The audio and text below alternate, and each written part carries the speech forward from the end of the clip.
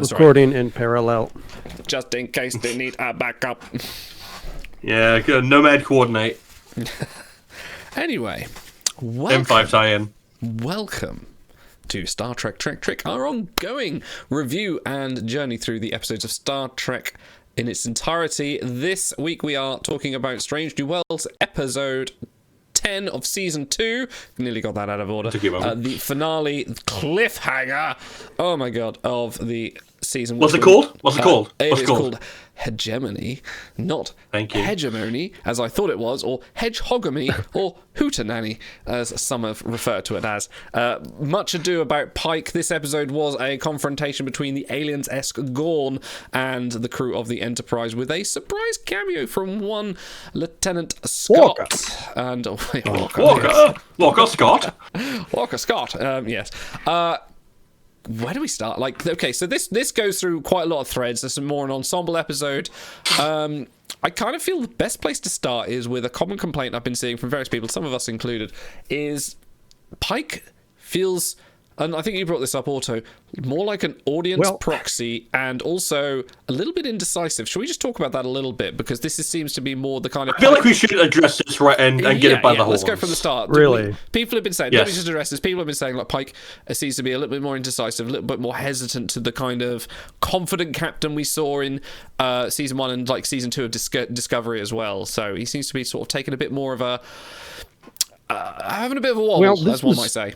This is something I want to cover also in the season review, which we'll be doing in a couple of two weekends, I believe. Because it actually is sort of a pattern of things. And so there's two parts there. First, let's talk about the audience proxy thing. You have to have, especially when there's sci-fi, a lot of Trek and Babel, you need a proxy for the audience. They're going to ask the questions.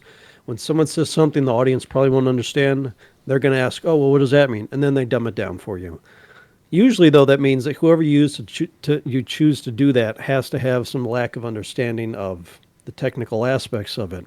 And so sometimes you can use the captain, like they're there to understand not the specifics, but the whole greater plan. And also different captains have different areas of expertise. Like you don't ever give that kind of I don't know anything dialogue to Janeway because like she's a scientist, she should know. And you don't give I don't know anything about engineering dialogue to Cisco because he's an engineer. But you can give, for example, I don't know anything about medical stuff to Picard, for example. That's the kind of distinction you can make. He treated Beverly's broken leg, though, on the planet while she babysat him through it. Like he's basically a field medic. He knew enough. Point. I mean, to be fair, he knew enough that he had a surgical heart, and he didn't want Pulaski touching it. So, okay. I don't want Pulaski touching me anyway. Yes, but Stars is right. So, but he's been doing this a lot this season in particular. A lot of stuff where. They keep giving him the line, well, why don't we just blow it up? Like, that's his knee-jerk reaction, which, to be fair, doesn't mesh kind of with Jeffrey. One time Ray did that. Kind of meshes with Jeffrey Hunter's Pike. Well, because I'm going to go back and write these all down, so it happened at least twice to my memory. But yeah, they keep giving him, and it's a lot. Ooh, sorry, I'm just pouring. I don't know if they can hear it. A good pour. It's a good pour. But they keep giving it to him, usually like in situations where everyone's present, where they could give it to some ensign or some other crew member that doesn't have the... I don't know if they just want to give him the screen time or what, but it does seem to be happening with increasing frequency. So I don't... That's not a huge thing. Maybe they could just spread the dialogue a little bit around, but it does tie into what we're going to Season discuss. 2, Pike feels like an evolution of the stuff he's been doing with Battelle and how he's sort of interacting with this crew, because season 1 he was new to this crew apart from obviously Una, and things have changed with Una recently. Things have changed with La'an, and he's obviously previous with M'Benga, but even then now he's had a bit of shake of trust with M'Benga.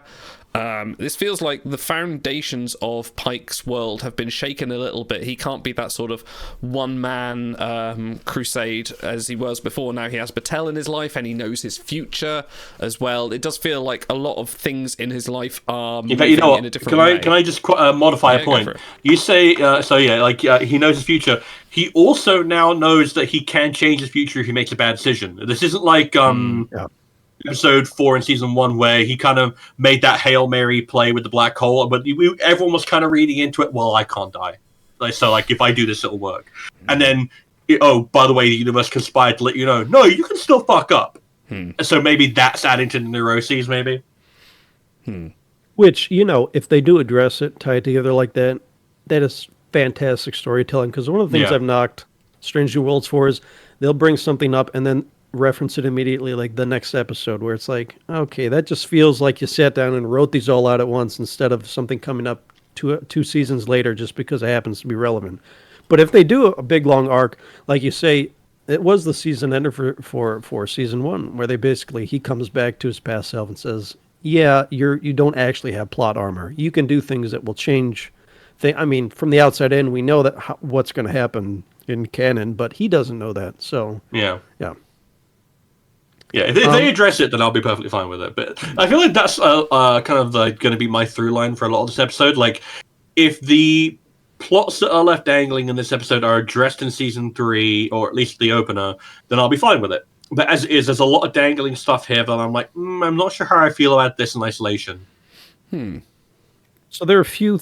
I harped on a little bit last episode 9, where we need someone to inspire the entire ship. Who do we give that job to?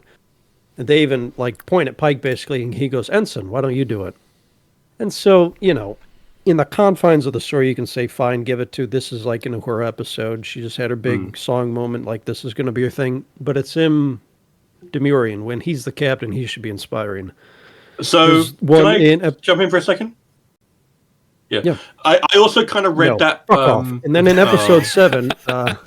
I mean, I'm surprised you asked. I think it's the first time in the 4 years we've been doing this. Sorry, can I take a bit of rebar off the bridge and just shove it into Otto's face and say, "I'm going to fucking talk right now"? No, into my glass EV helmet. Yeah, absolutely, yeah. The one you wear at all times to hide the fact that you're an alien. I also read the end of episode 10 because they have that whole little music montage where he's kind of appreciating the bridge crew and everything. That he was going to try and take almost a back seat and allow people to grow more because he's realized, hey, the people that I am surrounded by now are going to be around long after I'm gone, and I need to make them better than I am almost. So I almost interpreted some of his stepping back and letting, say, Uhura take the lead on that. It's I need to make sure these people are equipped for when I'm not around almost, and that's kind of how I interpreted it. Well, I mean, that's really what's fascinating about this is there's multiple ways to view this, and there's no correct answer until they give it to us in story. But there were a couple more moments, I think, in episode 7 where they're trying to figure out something with sending Boimler back or whatever. Pike proposes something. Spock goes, "That actually makes sense." He goes, "Really?" And I know on one side, you're just playing that for comedic effect. Okay, he's kind of a simpleton, and he's surprised that he got his answer right. But it's also if you take a more serious view with all the other stuff, well, then he's not sure of what he's saying. He's just throwing it out there without projecting that air confidence. So there's more moments and that's the thing. You can say one way or the other for each individual moment. No, he's just doing this or he's doing, but they keep happening, and has culminated. It's culminated at the end of this episode where you have this.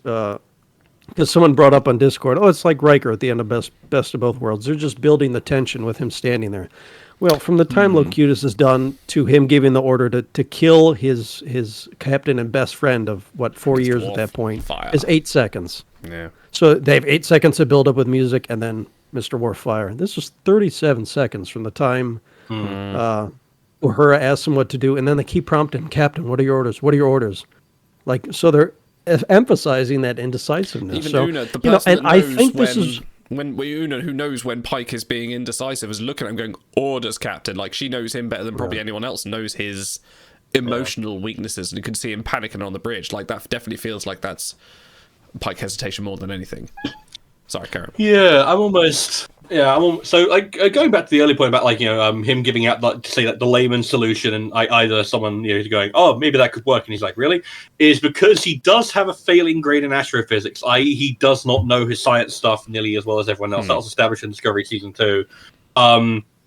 And I think he also did another kind of collective bridge brainstorm, and it was no stupid ideas. And it's sometimes you need to just throw out the dumbest idea, the most brute force solution, so that it can either be shot down or accepted. And I think that does kind of suit Pike's style, but I do see your point. Is Pike and I'm almost wondering if this also...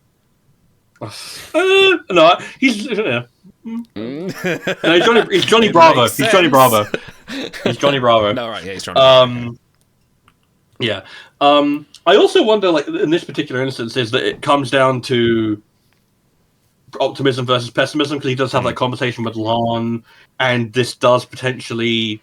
He's weighing up a lot of stuff in that 37 seconds. Like, obviously, like Riker was weighing up even more, like the potential destruction of the Federation and everything. But from Pike's perspective, he could potentially be, plunging the Federation into a war. He could be firing on a ship that has multiple members of crew, including ones he served with for years, on his ship.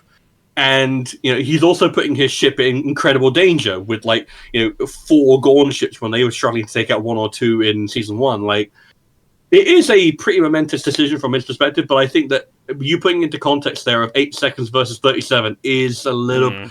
I'm not sure if it's a directorial choice or if it's in world meant to be. He is frozen with this decision. That's the thing, is it really could go either way, and the fact that this just happens to come, right in the heels of a writer's strike, and we don't know when the next season's coming out, and it's just, it really makes the whole thing interesting. Like, is this a conscious choice, or it just happenstance, or what? In ideal situation, season 3, episode 1, it starts with Pike going, right, this is what we're going to do. But the worst case is... It probably will. Yeah. I mean, it probably will, but that doesn't mean that they can't address it then further later on. Yeah, what I'd ideally want for the start of season 3, episode 1, like I can already plot out in my head, is I want you get your previously on, and then you get that whole thing they love to do in Hollywood, where it's ears ringing, you can hear the muffled audio of everyone saying orders, and then he just snaps into focus, it starts just rapid fire orders, and then later on you have a scene with Uno where he says, "I froze up." And then you address that, and then you go into that, and that becomes his new character arc. Because you need to keep his character going on. You can't just rely on the time travel stuff to keep his character going. You need to keep him afloat on other things as well. So, just a quick answer then: do you guys think that's reading into it too much, or do you think they're going to make this an angle? I think they're going to make it an angle. I think it's definitely a conscious choice. And I think the thing that affirms it for me is what you said, is the crew saying, orders, Captain, what are we going to do? It's repeated. And he is standing there looking between the view screen, looking at the bridge crew. It is not just a directorial choice. I think there is some hesitation. I did say quick answer, though. Okay, sorry. Yes. I haven't been talking enough. Whenever I'm not talking, someone should be asking, where's Otto? Why can't he tell us about this? All right, in which case... my quick answer is I don't know. In which case, stars. Well, which one do you want it to be? I want it to be an intentional choice. I don't want it to be directorial flair. I think that if that's kind of directorial flair, then you are directorially flaring in the wrong direction. I'm fine with when you flip the camera like that so that you give me a dramatic emphasis when fucking the hallway starts exploding.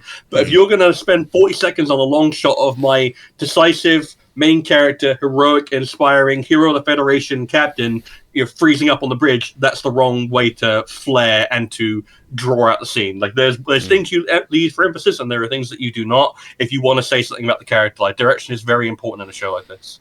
So I hope it's one thing. I don't know if it's one way or the other. Talk to me, stars, about the Gorn. You had some quibbles. Yeah, so this is a thing that I've been thinking about for a little while. I was fine with it in season 1 because they were very, very careful about what they showed. They were cool. Here is the Gorn ship to ship. You don't even see anything other than a shadow, and I thought that was perfectly played. Episode 9, you literally see Gorn in isolation. They are not being socialized. They are not being taken care of by old Elder Gorn. These could be rabid animals. Imagine a baby was abandoned in a desert. We're surrounded by food that and then it just has no social life. A feral child, Molly O'Brien times orphan. Just I'm gonna kill the first thing I see and eat it type thing. Perfectly fine. Lord of the Flies featuring the Gorn. Yeah, I know, right? And now we are reaching the point. We are reaching the point at which it is unavoidable that the Gorn should be capable of reason. They are capable of piloting starships. They are capable of drawing up demarcation lines. They are capable of creating interference devices of such complexity that it requires throwing a Constitution-class saucer section at it to destroy it. These people should be talking at this point. I need to see a conversation. I don't need it to be I don't want it to be just I'm hoping that this is all a build-up. I'm hoping this is all a build-up to a truly alien vision of the Gorn, where it's a case of they are not anthropomorphic. You cannot relate to them on a human level because they are fundamentally different, but they are still reasoning, talking human beings. I want this to be like the Horta situation where like it is life, but not as we know it. I need it to be life data. It's a life. Sorry. Shut up. Like I need a justification for this behavior. I need a justification for why the Gorn operate in this manner. I am hoping that they took Sam Cooke so that his xeno-anthropological ass can explain to me exactly how a civilization like this functions and why I should take it seriously as a science fiction race. Because, like, if you're just gonna, like, even the xenomorphs when they were created in Alien were explicitly like kind of posited as being like a weapon. Like in the very first Alien movie, there's an implication that these are genetically engineered beings. They are not a naturally occurring life. The Gorn don't have that. The Gorn appear to be just a spacefaring race. There's no implication that they are some other species' biological weapon. Justify their existence and why they work like this. I need one of them to talk, and I'm hoping that the groundwork has been laid here with the. I love that Gorn that was like in the EV suit. Like A's in an EV suit. B smart enough to try and hack into the command computer. C he nearly kills both Spock and Chapel. And it's like he is a clearly reasoning, intellectual being. I want season 3, episode 1 to open up, and I want a Gorn sitting on a fucking captain's chair, or eating a human leg or whatever, and just saying, "Oh, I didn't even realize you guys were reasoning beings." Mr. Pike, you're a little bit. I wouldn't hate it. You know what? Like, give me. I was just going to say, they've put a Tribble in the captain's seat before. So, like, are you saying that Tribbles are more evolved than Gorns? Like, come on. Probably. You know what I want? So, I want the Gorn equivalent of Cisco in that chair. I want, like, a hard-edged tactician who, like, is still, understandable in a way, but, like, he has Cisco's, like, tactical instinct and, like, his... strategic savvy. I need this man. It's like the Romulan commander. I need him to be like that, but even more alien. I want that, but I don't know if I'm going to get that. I don't think you'll get that, because I think we have to go back to the source and go back to Arena, which, okay, we are rapidly decanonizing parts of that and just retconning all over the place. But there is still truth in the fiction that the Metron said, yeah, these are a savage race. He basically spends the whole time going, "I want to kill you, Kirk," and he was sophisticated, fine. But with animal instincts. A different morality is fine. A different morality and a different sociological construction where they literally view hot-blooded life as you are walking breed bags and food. Mostly and bags of maybe they have to be convinced that they have any kind of like worth. I need that's fine, because that at least is a species I can understand working. But if they are, just mindless monsters, you need to put in the work for me to understand how the situation works. Because, let me bring up a point. Like, the Klingons, after 60 years, still kind of feel like, how the fuck did you ever get off your home planet? Because they never answered that core question of how did this happen? And I kind of need them to answer that question for the Gorn. With the Klingons, it's a bigger problem. It comes from more lack of exploring the culture. Like they very rarely showed the scientists, which they did, like Kurak in the Metaphasic every Shields now and episode. then. You saw some scientists, but I think like most of the TV stuff with the Klingons was shown of like, we are the honorable warriors and the military race. But I think with the Gorn, there's a lot to explore, but they've got to be careful, because you can't go too far with it, because Arena, basically. Yeah. You know what I wouldn't hate? I actually wouldn't hate if they did a Planet of the Apes and you just like had an entire, or at least half like the original one, where it's like you have like maybe. maybe like 15. Give me 15 minutes of season 3. Sorry. Give me 15 minutes of season 3, episode 1. Isn't it time for you to crash again, Idol? Yeah, it is. Give me 15 minutes of the episode that is just from the Gorn perspective. I want that. Yeah. Look, I don't want any more fucking Gorn. They shouldn't have been in the show in the first place. Well, they're a terrible choice. We have to deal with them. No, you can cut them out and come up with a better villain than the season 3, episode 1. It begins like, well, that sure was a weird thing with the Gorn. Anyway, what about that other big alien race? Look, you can wrap this up and then come up with something else. Did I say Gorn? Actually, no, this is Torn. This is from Natalie Imbruglia's solo album that was beamed into space and adapted by this strange lizard culture. Jesus Christ. All right, so a couple thoughts. Let's rewind and see if I can remember them. Your reference of Sam on the away mission.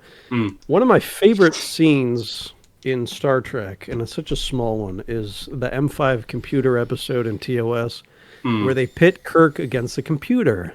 And he has to justify why he made away team choices. And the computer's like, no, actually, you made a bad choice. You just picked favoritism, like Bones doesn't need to be on the away mission or whatever. He got rid of one of the guys. He's like, put a geologist on there instead because you're going to study fucking rocks. Like, you actually, away teams matter, like who you put on them. It doesn't really matter because they're just going to put the main cast on there. But it should matter. And if you want people to buy into the universe, you should make smart choices like that. And then we complimented elsewhere in the episode all the ensemble stuff they did well in this episode. Uhura's talking about communications, Lon is advising tactical strategies, Ortega's doing some flying, and Kirk is and Una is doing her first officer thing. So they do that well. And the away team stuff is an extension of that. I like role reversal stuff where. And I think I forgot my example already. It'll come to me later. No, but Gorn being, just instinctually, like when you see a snake slithering on the floor, most people instinctually, they want to either fight or flight, or a rat scurrying around in the corner. Yeah. Of course the Gorn feel the same way about warm-blooded people. Of course they're fucking disgusting, and they just don't even want to touch, and they just want to kill them and get rid of them. So of course that would make sense for a motivation. That's not the same as they're just monsters. They want to kill and destroy. It is, unless we are all monsters about insects, which most people would say we're not. That's just an instinct. So it's not good or evil. It's an instinct. So they could play up that angle if they want, but it was just a bad choice to begin with. You take the biggest joke of an opponent in all of Star Trek who's been memed to death in Arena, and you say, all right, we're going to make this a really serious baddie, but we're also going to rip off Alien and other tropes. And it's it just doesn't work for me from any angle. You had all of this trauma stuff with Lon in season 1, which could have sold almost any opponent as dangerous and problematic and built the backstory there. And so when she first mentions Gorn, everyone's first thought is, oh, you mean the guy that swings at the speed in Arena? It's that's the one that traumatized Lon. So, they're doing a lot of work to separate it from that, but that's work that they could spend hours, minutes they could spend doing other stuff. You can even build a totally new hero and it would be fine. So I don't like the choice, never have, and problems like this crop up because of it. I don't know. I think there's potential there for me to work, but I need to see the equivalent of a Gorn Kirk or a Gorn Pike. Show me a functional individual that I cannot just write off as the Gorn monster does this. I want an individual, maybe with a name, but you got to start squaring it away at some point. I mean, they must have a council as well. There's definitely a hierarchy there to be able to set his demarcation lies. There's got to be a philosophy there, but I say, which we did get with Pike on the planet, where he's maybe they can be reasoned with, but that's so the writers know that is a thread that they could be pulling on, and then they just haven't yet. Well, part 1 or 2, we could, like you say, we could still see it, but in 2 seasons of Gorn, they haven't pulled on that thread yet. So not yet. Yeah, if you're not doing it yet, that suggests you want a 5-season arc of Gorn, which to me is okay, slow your roll. Yeah, I could see season 3 being the ender for that. I could see this being season 3, episode 1 opens up, and we have the thing we're operating under, quasi-war, dealing with the war, the Gorn, for most of the season, and then we wrap it off at the end of the season. I could see that being the structure. I could see that. Because, let's be real here, the amount of actual Gorn that was shown up in the episodes is actually just 3. It's just been episode 1, episode 4, episode 9, and now this one. Those are the only 3 episodes. They're referenced quite a lot, though. They are, but in terms of actual physical appearances and them doing something, it's only 3 episodes out of 20. Yeah. How about the introduction of another TOS character from another one of those old scientists in the form of Montgomery Scott, turning up completely out of the blue to join the crew of the Enterprise.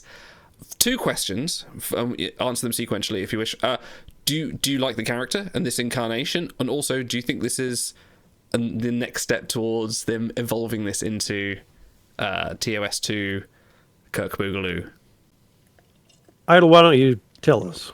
Okay, we both had our long I spiels liked so far. Scotty. I like this version of Scotty. I thought he was charismatic. I thought he looked the part. I thought that he was a good interpretation of the character. I liked that he had that line with Pelia where he was flunked. Like he was like the worst engineer the worst graded engineer that she's had. Worst student. Yeah, the worst student but the best engineer, which like that explains Scotty to a T. That's great. Like I loved that. As for this starting to shoehorn TOS characters in, I am now slightly kind of worried that they're maybe rushing it now. Before, when they did with Kirk, I was a bit like, okay, it's cool to see the evolution of this character, but I can now see where they're lining this up, and maybe Anson Mount has probably said somewhere behind, by season 5, I'm not going to be doing this anymore, so they might be starting to line those cards up. I think they are doing it too soon. If they introduce Chekhov and Sulu in season 3, I will be a little bit more pissed off, but on the flip side, we do get to see, like, Uhura is one of my favourite characters in Stranger Worlds because of her character dynamic. You know, we're getting much more Chapel. I like that we're exploring these characters that aren't William Shatner, Leonard Nimoy, or DeForest Kelly in terms of their character development, but I maybe would like that on a different time, not on Pike's time. Not on Pike, La'an, or Una's, or Ortegas's time. Like, I'd like them to shine first, and then bring in these characters. But he's a good Scotty. Well, I felt that way about Kirk a lot too, because he's been in 5 episodes so far, and it's not like, oh, this is Prime Kirk. It doesn't matter. He's still taking screen time from main cast to the point where he almost is main cast. So I think by Subspace Rhapsody, I was starting to think that. I think from the episode where he's introduced for the first time with the Prime one, he's introduced with the Uhura episode. I didn't mind that because it's like, okay, well, cool, we finally see Prime Kirk. But when they're like, oh, by the way, he's on the ship so he can sing, I was a bit like, okay, I'm starting to see this now. Although I am such a drama slut right now for the Lon Kirk stuff. Like, I don't want to see Kirk, but if you are going to bring him on, just have Lon like awkwardly try to express her feelings for like an hour. I'll watch that, sure. And now you talk. Stars. All right. Go ahead. So, here's the thing. Idol has spoken. Yeah. Donkey! Here's the thing. I would mind more if any of the TOS recasts and reinterpretations have been bad, and I don't think they have. I know you also have your issues with the version of Kirk and how he's portrayed, but like, as far as I'm concerned, like, it's pretty much 100% success rate. I like Scotty. He's suitably jovial but professional. He's a genius but still young. And that Scottish accent actually sounds proper instead of being affected by a wonderful Canadian man to actually play Scotty in the history of Star Trek. But like Uhura, Chapel, Mbenga, are we not going to talk about how fucking cool Mbenga is? We can if you like. yeah, I know, right? Like, guess what? If you want to give me Sulu and Chekhov and McCoy, I actually wouldn't mind, because I feel like you've got 100% success rate. You picked the right actor every time. I've instantly liked them. I've instantly been like, you know what? There are parts of this character we never got to see that I'd like to see explored. Because you know for a fact, hey, McCoy has a daughter. What the fuck happened with that? What happened with that whole plot thread that never... Yeah, Joanna. Like, that was the whole thing in TOS. Except we never got to see it. I would love to see them go into that storyline, for example. I mean, McCoy won't show up for a while anyway because he didn't actually get posted till. I feel like my opinion is there is a time to do it, and that is not at the expense of like we were promised more Ortegas this season. We didn't really get it as much as we wanted. Like, and there was a lot of time that was spent on Kirk. Like, as much as I really like Paul Wesley's Kirk, and I really do like him, he's good Kirk. We're down to 10 episodes a season. That time is sparing. If they're going to do TOS 2.0, do it in the last season. Maybe don't start approaching from the start with it. Terry Lamb says, compare him to past Scotty because I don't think he looked anything like the character should. I don't know. I look at him and I kind of see like Jimmy Doohan with like the haircut, especially feels very like season one. Doohan. Obviously, not the larger, more moustached James Doohan, but. Yeah, you have to think of actual TOS at his prime, black-haired. I am like I'm fiddling with that goddamn electrical socket with the wrench. That Scotty, yeah, that Scotty. Think of that Scotty, and look at this. I don't know. Is it what Martin Quinn is his TOS name? Scotty is a little bit more stern. Like he's very much because at that point he is. Well, because he's a lieutenant commander, he's still got to jump 2 ranks by that point. He's got to have a lot of learning time. Like, no, he's third in command, second in command. Like after Spock, he is ranking con. So he's definitely a bit more of a fucking experienced military. You can see the seeds of who he is here, so that's why I'm okay with it. He's more James Doohan was a seasoned military veteran, and that shows in his performance. But less so with this guy. Apologies, I do not know his name. He is so fresh. I think it's Martin Quinn. Okay, am I correct about that? Let me check. There's definitely an O apostrophe in front of his last name if he's truly Scottish. Oh no, that's Irish. I'm sorry. Martin Quinn. Yes. Martin Quinn. Okay, I will put that there. How can you watch season 2, episode 8? Watch everything Jess Bush has been putting on screen. Watch Anson Mount, the stuff he's doing, and say, you know what we need? Kirk and McCoy and Scotty added to the mix. Fuck off. Like, these guys are acting their asses off, and it's incredible, stunning television, and I want to pay Paramount just for the privilege of watching this one show. And it's like, you have 10 episodes a season, give me more Babs. That's what this is really about. Give me more Babs. Give me more Babs. Lots more Babs. A little bit of Jess Bush. It's like too many cooks in the kitchen. Yeah.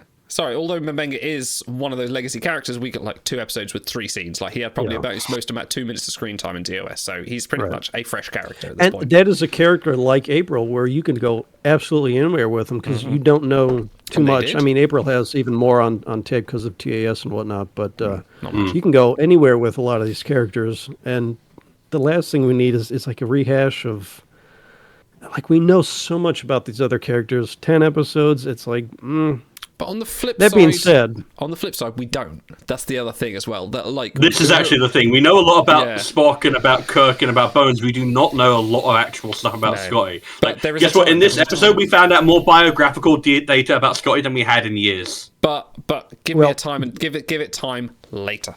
Do it when you're spinning off. If you know you're going to do a spin-off.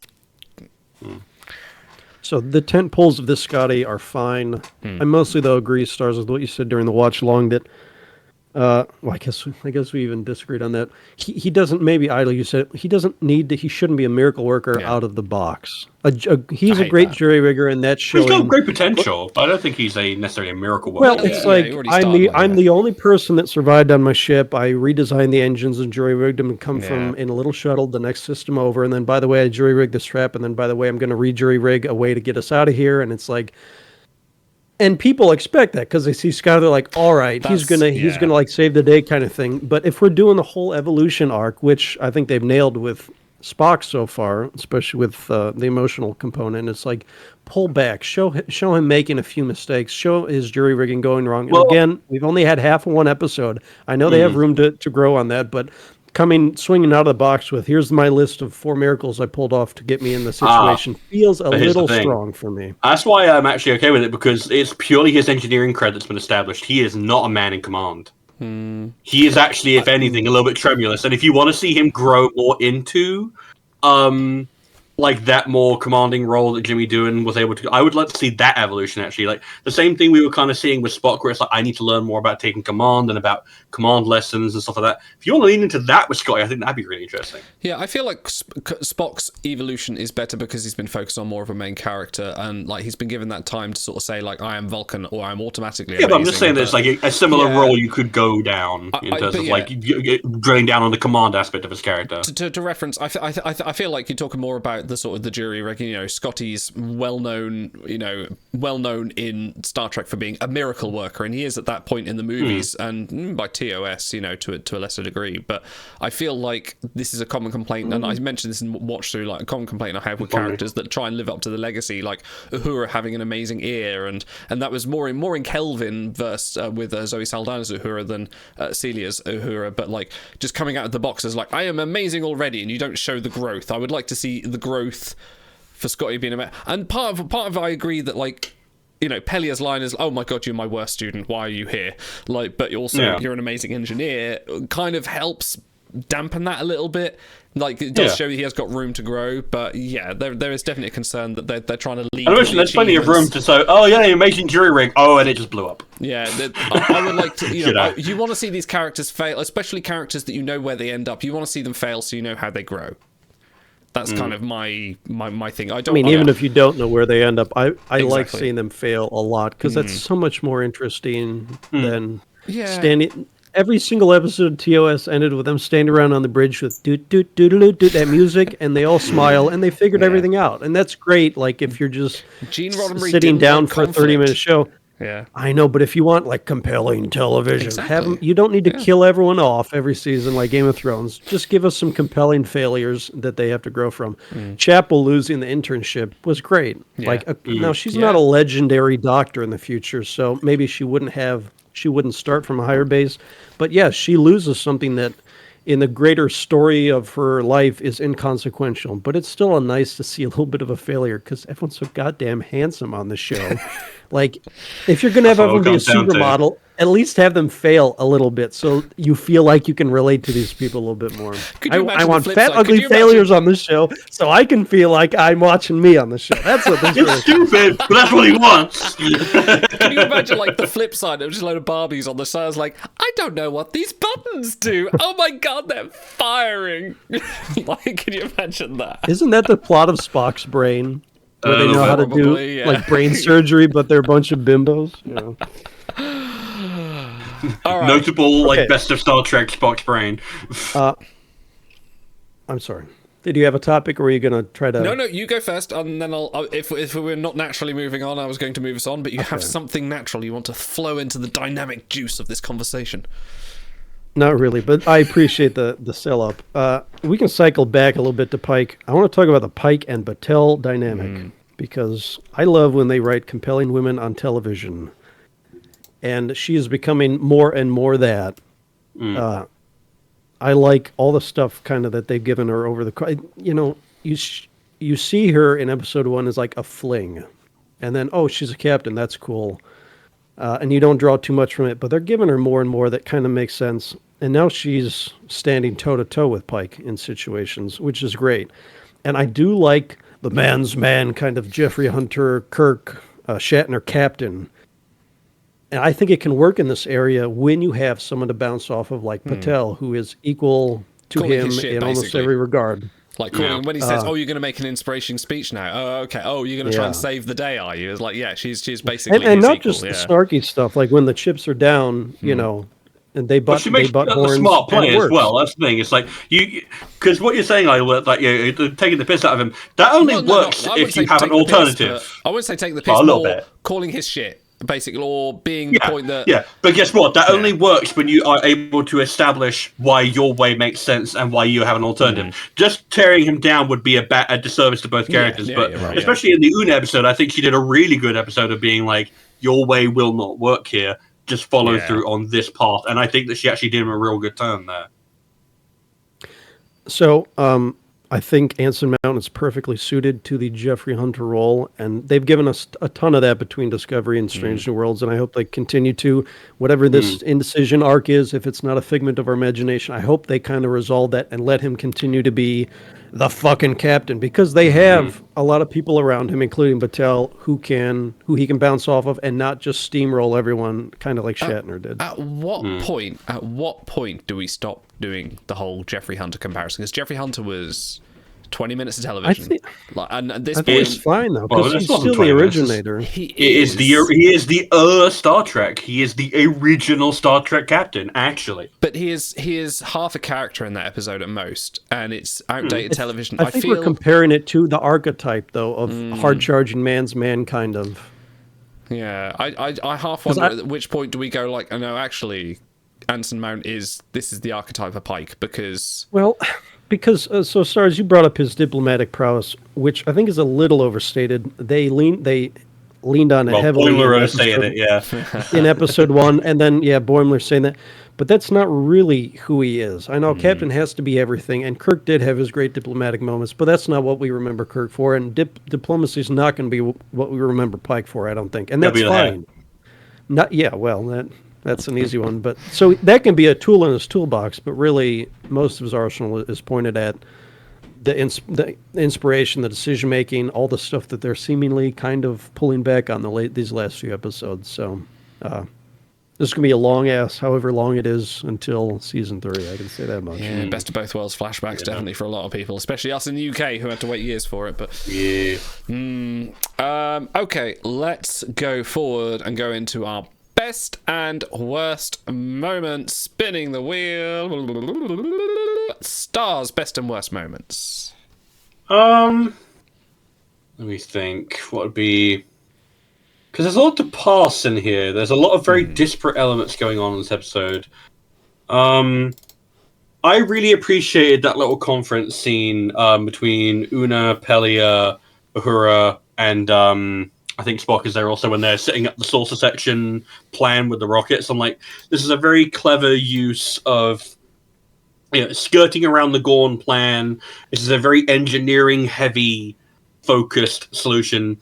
There was a part of it that almost felt like the solution that if I gave you a similar tabletop adventure idol, I would expect you and Otto and Nifty to come up with. Like, what if we just threw the saucer section at them? And I'd be like, yeah, that would work. Right. Like, and I kind of appreciate that three-dimensional thinking, Despite the tech issues, this was my favorite watch along today with all the stupid shit. Like, why don't they just tractor beam the planet to their side of the demarcation? Why don't they just erase the demarcation line and draw it somewhere else on the map? Like, what are they, stupid? Hopefully, I can reconstruct a lot of the watch along because we have some of my favorite conversations in there. So.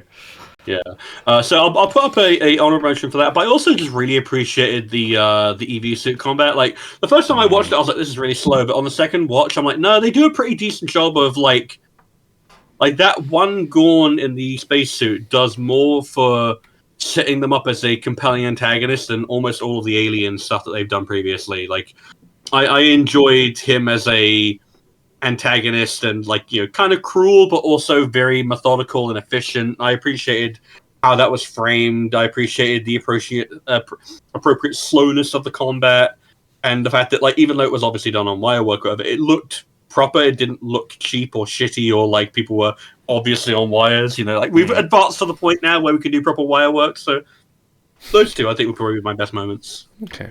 As for worst, yeah, I don't like this drilling down of the Gorn are evil reptilian monsters. It's like, guys, you're members of Starfleet. Like, you should. I know that your experience of genuinely non-human life is relatively limited here because we haven't met the Horta, we haven't met a lot of these non-corporeal beings yet. But you met the Korkovians. Like, you have experience with other forms of life. Can you maybe think about it and not go, "Oh, they're monsters, we need to kill them"? Especially Pike saying that to April was a bit out of. I don't know. I understand it, but I don't like it.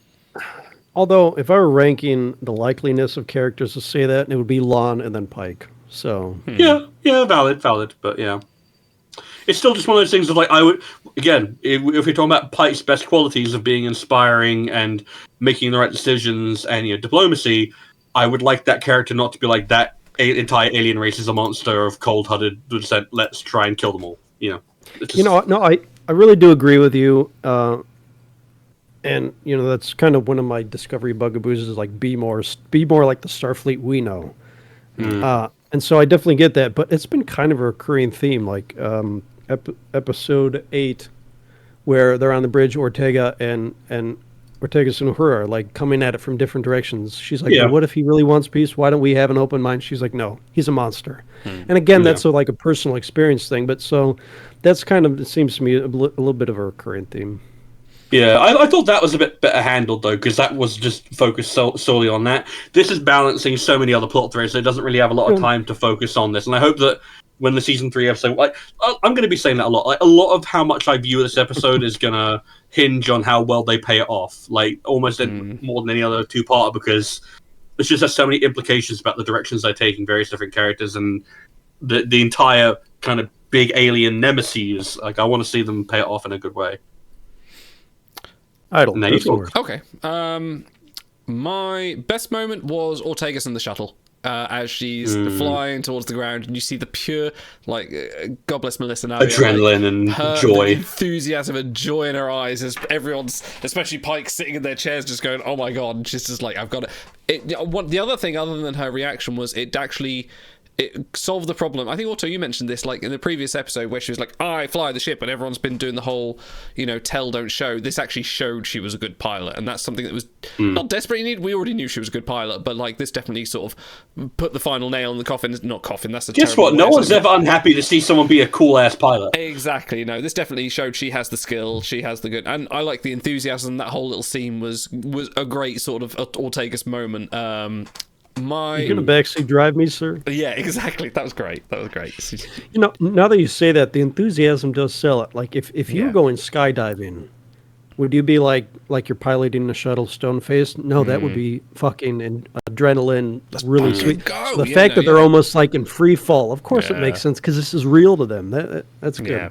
No, it was really cool. My worst moment, I needed more Una in command. Like, as soon as Pike left the ship and he saw a red alert, Una saying the red alert can't get any redder, and like I was expecting to see her. Oh, that was my favorite. I was expecting her to see like, can we do with her doing a confrontation with the Gorn? But Pike was soon back on the bridge, so I wanted more. Yeah. I want to see Una being more awesome. I want to see her have her moment, other than like the one moment she had during Ad Astra per Aspera. I need to see that, why she's a first officer and capable of being someone in command. So I feel like this season and the first season's been a little bit lacking on that, because I'm really interested in her character. I think season 2's been better than season 1, but I definitely could do with more. Yeah, I felt like there was a little bit of potential. I just wanted it to push a little bit further. Go on, Otto. Best and worst. All right, since you stole my best moment, which I do love that line. I didn't say it was my best moment. I just said it was a part of my worst, so you can take it. No, whatever. Yeah, it was good. No, I'm gonna. I'll swatch. I will swip. No, I won't do that either. Swap. I will swap. Stars are dying over here. I think that's distracting me. You okay, buddy? I'm just allergic to all your stuttering. I'm used to you speaking with command, like Pike. You're allergic to my bullshit. You can say it. Why do you sound like an old Grishnar cat? Toothless Grishnar cat. Yes. Yeah, whatever. Fake fan. All right, so I'm gonna switch to. At least I can speak. Dude, you always take that so personally, and I love it when I say fake fan. You get so angry at me. I'm gonna switch to Batel, and like in this episode, the first time I'm watching it, she was doing some cool stuff. And I'm like, I'm really starting to like this Batel. My first thought is, it's going to be sad when they kill her off just to give Pike an emotional gut punch. And like, it's going to happen. And then like 5 minutes later, she's like, oh, Gorn eggs. I'm like, God damn it. I was starting to like her. She's great in this episode. The pushback is just the right amount. And again, it's one of those role reversal things. If this were 1969 or whatever, you would have a woman come after Kirk, and he would be just indignant. How dare you? I can defend myself. Why'd you put yourself in harm's way? The fact that we can have the woman do this now is great. And you also have to give her credit. She got a lot of people out. Like, a lot of people died, but she managed to do pretty damn well under the circumstances. She is a competent captain, and that is great. We like to see them. We don't. I mean, not gender aside. We don't often see them in Star Trek. It's nice. Or admirals too, but that's a whole different. That's different. April's pretty good. And so she comes across a little strong at first with that, but then once you realize, it's because she thinks she's signing all their death sentences, then okay, that makes a little bit more sense. But either way, it was really done well. I have a trio of worst moments, which is not necessarily a reflection of what I thought about the episode. That ancient Midwest set that you guys liked, I thought it was the dumbest thing ever. I thought it was fun. No, because it feeds into one of my problems with the season is like they do, for all this budget they have, they seem to spend it all on Ortegas flying the ship in some cool fashion instead of making aliens look alien. And it just felt like a cheap set to me. Like, it felt like they ran out of budget and they had to do something, and they picked some like middle school in the Midwest. It didn't land for me. I mean, they spent putting a Gorn in an EV suit, so I mean, that's pretty cool. The intership beaming, I took great offense to, because they say in Day of the Dove you sound like such a fucking nerd right now. Yes, I do. I hope someone fired it. Okay, well, hold on. Hey, one of I'm those sorry, fat which Star is- Trek fans. Nah, We no, don't I thought I sound had like nerds. We don't sound like nerds. What are you talking about?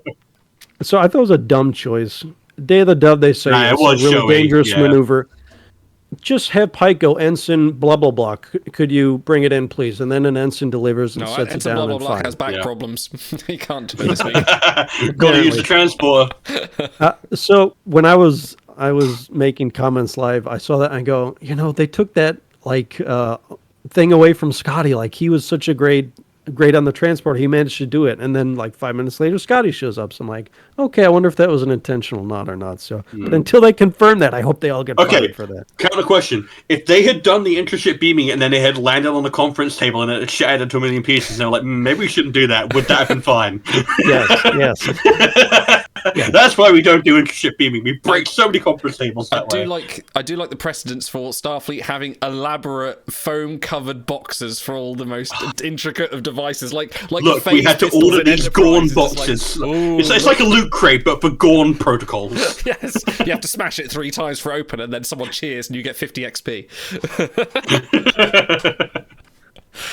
Okay, You're and up to number that moment. 3, the Alien 3 ripoff where the Gorn is face to yeah, it face was a with bit blatant. Michelle, and it's like, come on, we all know what that's from. I expect the little top hat and cane to come out and hello, my baby. I just, I'm not a big fan of the redesign for the babies. Like they're supposed to be kind of intimidating, but they're also leaning into some campy references from decades ago. So, didn't love it. I mean, Ridley Scott's been trying to get Alien off the ground again for like the last 20 odd years, and Alien You mean Covenant didn't do you it. trying We're to not gonna ruin get it? done in Strange New Worlds, so. Oh, no, I feel like this is better than Ed Pro Covenant or Prometheus. Well, I didn't mind Prometheus, but anyway, that's another discussion. Prometheus has like one good scene, that's it. Serpentine. Anyway, stars, please give us our rating criteria for this week. What are we rating it out of? Now, I know you guys expect me to come up with something big and elaborate, so I'm going to go with this is something simple. How many Lagrange points out of 10 would you like to give this episode? Okay. Dude, I I can't thought- not think of ZZ Top when they mentioned that. It's just Lagrange points that unexpectedly have demarcation lines going through them is what I may have expected from you. Yes, absolutely. How many sunglassed Hasidic Jews out of 10 is this episode? How many Midwest? That's what I think of when I Jesus. think of Lagrange.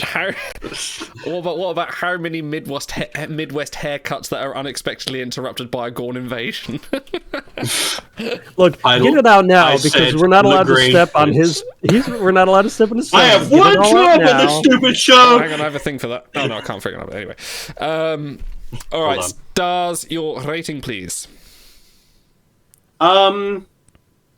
I actually have to be a little bit more harsh on this. I'm going to give this 6 Lagrange points out of 10.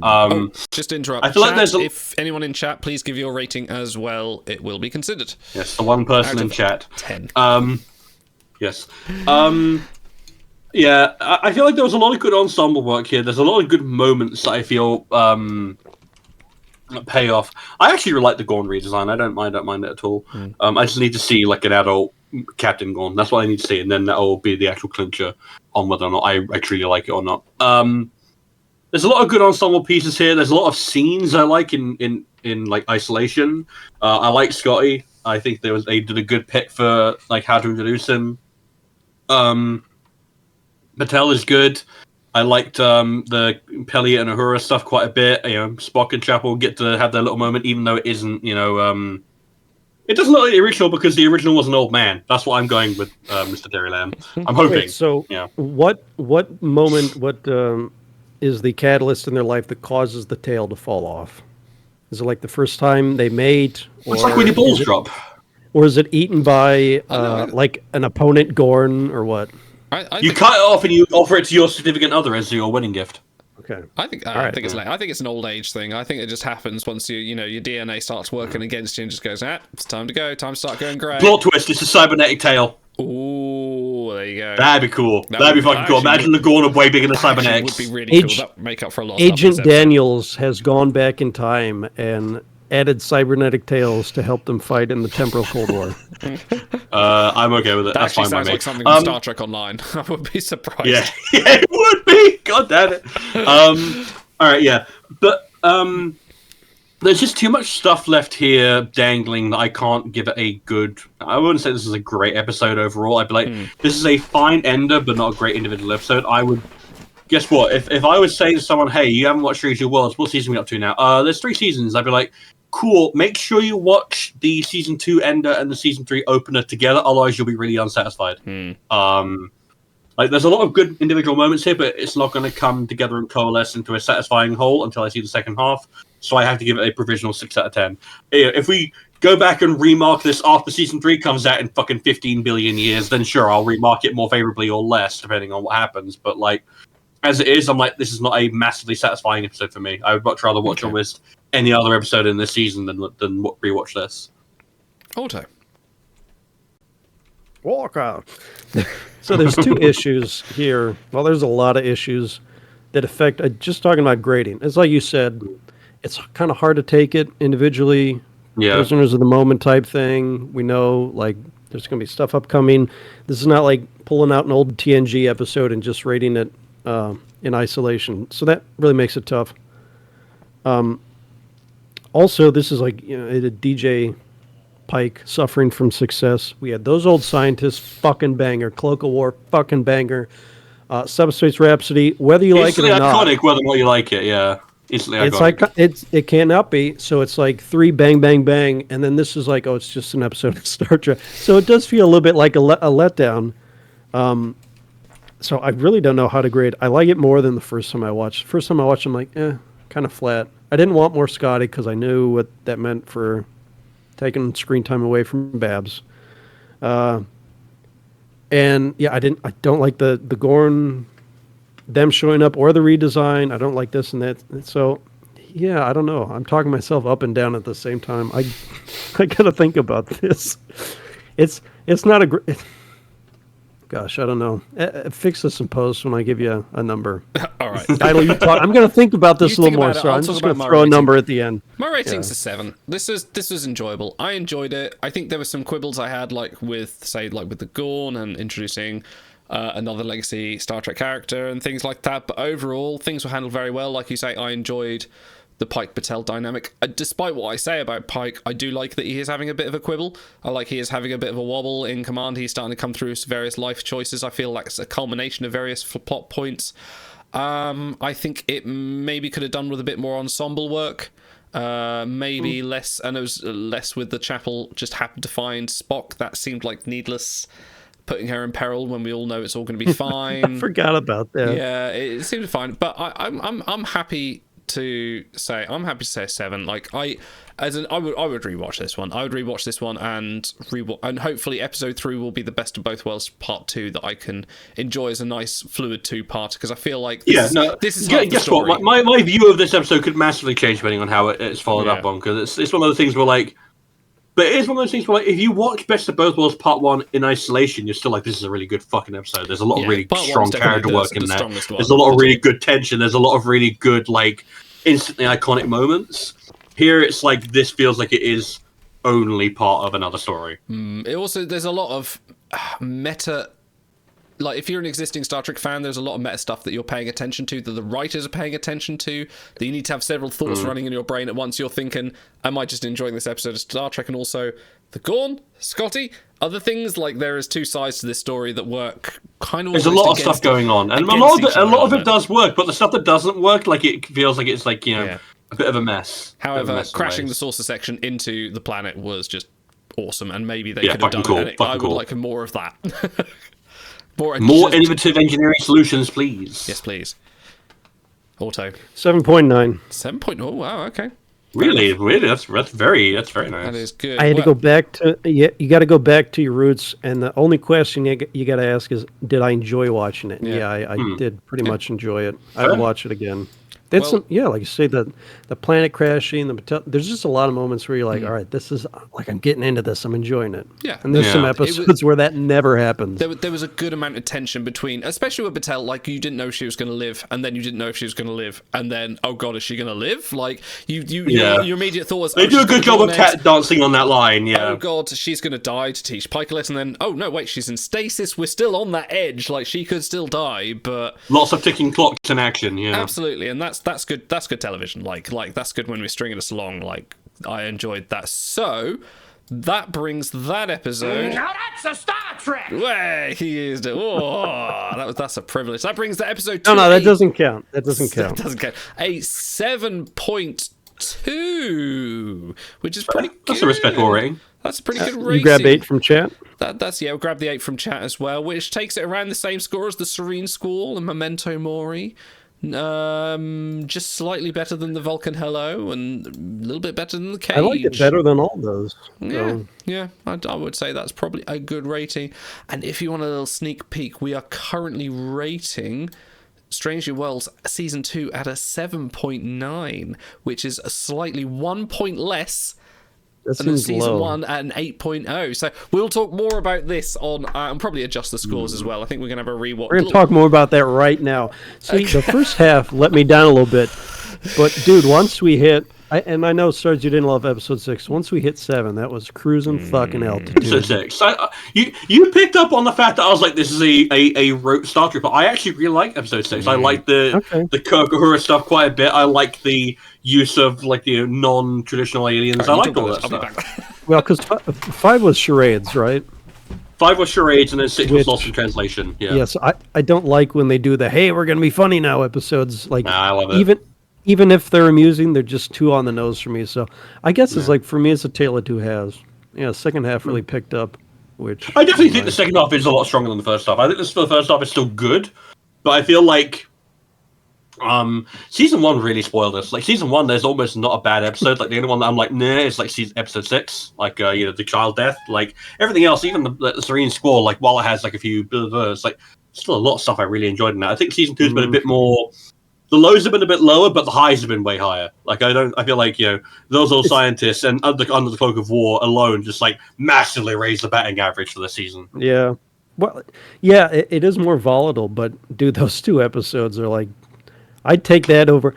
That should be a thought exercise we do sometime. How many like full seasons of Star Trek would you rather have those 2 episodes over? Because there's probably going to be a couple on that list where I'm like, just wipe out the whole season. Give me those 2 episodes. Wipe out the entirety of Season 1 of Enterprise, and I'll happily take these 2 episodes. And TNG.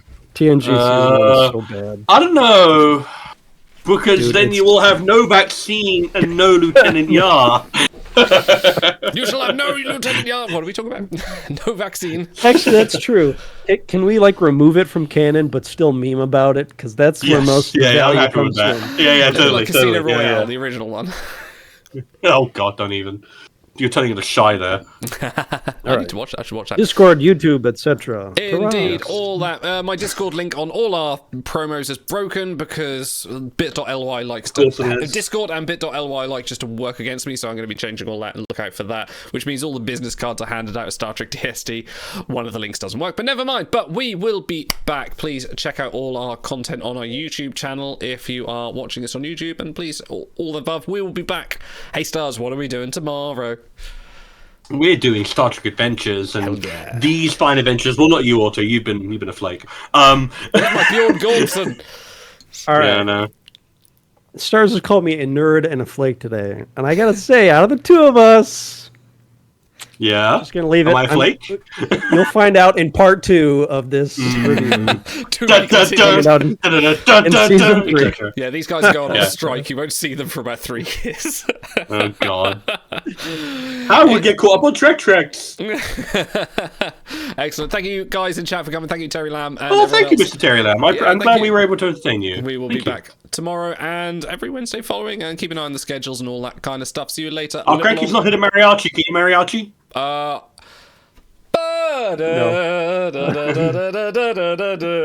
Okay, and we'll see you later. Ta-ra!